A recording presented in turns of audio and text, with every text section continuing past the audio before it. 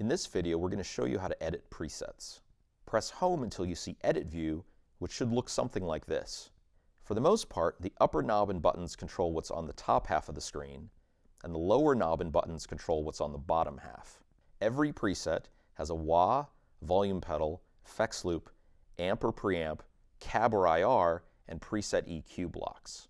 It also has 4 blocks that can load additional distortion, modulation, delay, reverb, and other types of effects. Turn the upper knob to select a block, and its parameters appear along the bottom half. Press the upper knob to bypass the block. Turn knobs 1 through 5 to adjust the selected block. To view more parameters, press the page buttons.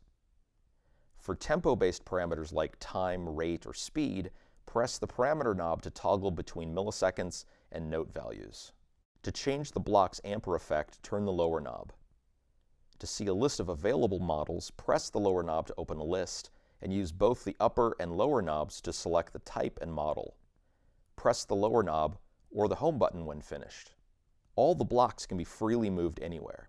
Say we want the delay after the reverb. Select the delay and press Action to pick it up. Turn the upper knob to move it, and then press Action again to drop it.